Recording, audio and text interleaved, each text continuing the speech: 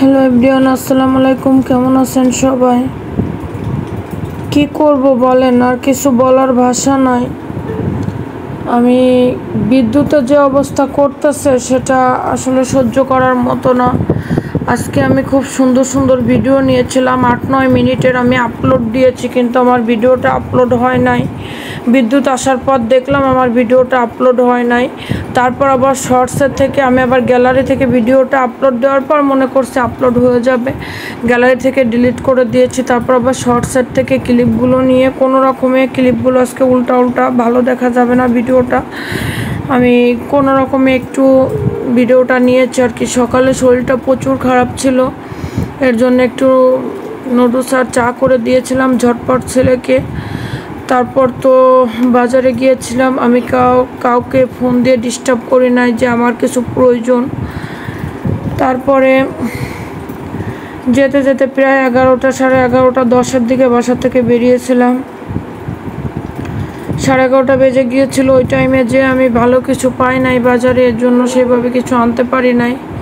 পরে লাস্টে একটু চিংড়ি মাছ আনলাম। ভাবলাম যে যেহেতু মাংস রান্না করবানি এবার, সেহেতু এর সঙ্গে মিষ্টি মিষ্টি চিংড়ি মাছের ভুনাটা যায়।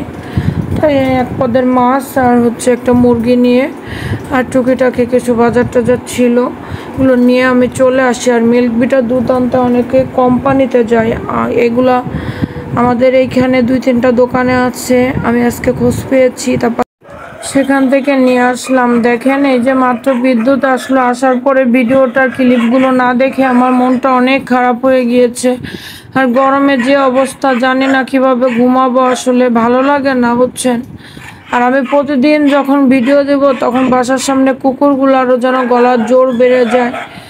এই যে এই 2টা আইটেমে আর মাংস আছে, সেটা রান্না করব ফ্রিজে। যাই হোক, আজকে টক দধিটা আনছি, ইসের থেকেই আনলাম, একই প্রাইস, এর জন্য আমি এখান থেকে টক দধিটা আনছি। তারপর বিকালে ভাবলাম যে সকালে যে নুডলসটা রান্না করেছিলাম, আমি তো 2 প্যাকেট রান্না করছিলাম, ছেলে খেয়ে গিয়েছিল আর ছিল, তা মনে করলাম যে তাহলে একভাবে নুডলসটা না খেয়ে আসলে দুধের স্বাদ গোলা মেটানোর মতো একটা অবস্থা। আমার প্রচুর পরিমাণে মুখে তেমন একটা রুচি নাই, কিন্তু ভাজি টাইপের কিছু খাইতে ইচ্ছা হচ্ছিল। সারাদিন এত কষ্ট করেছি, তারপরও 7টার দিকে গোসল টোসল করে ফ্রেশ হয়ে মন চাইলো যে চায়ের সঙ্গে আজকে একটু যত কষ্ট হোক করে খাবো। এখানে 1 কাপ ময়দা নিয়েছিলাম, 5-6টা রোল হয়েছে, আর নুডলসটা ভিতরে দিয়ে আর চা করে নিয়েছিলাম, কিন্তু অনেক মজা হয়েছে। যাই হোক, আমি একটা খেয়েছিলাম, ছেলে 2টা খাইলো।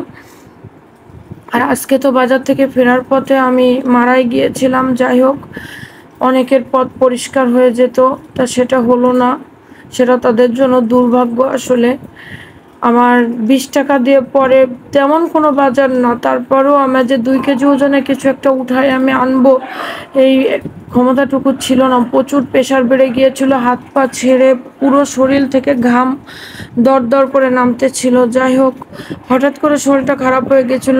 এর কারেন্টের ডিস্টার্বের জন্য 3 রাত ধরে মানুষ ঘুমাইতে পারে না। তারপরে গতকালকে যে ধকলটা আমার উপর দিয়ে গেছে, আমি তো পুরো বাম সাইড আমার কাল সারা রাত অবশ হয়েছিল, আমি নাড়াইতে পারতেছি না। তার ভিতর দিয়ে বাজারে গিয়েছি, কিসে কি হয়েছিল জানি না। যাই হোক, আমার প্রচণ্ড শরীরটা খারাপ। আপনারা সবাই দোয়া করবেন আমার জন্য। আর এখন আমি 2টা ঘন্টা ঘুমাবো, আবার তোমার ভোরবেলাতে উঠতে হবে, কারণ ভাইয়া সকালে 9টা-10টার ভিতর চলে আসে।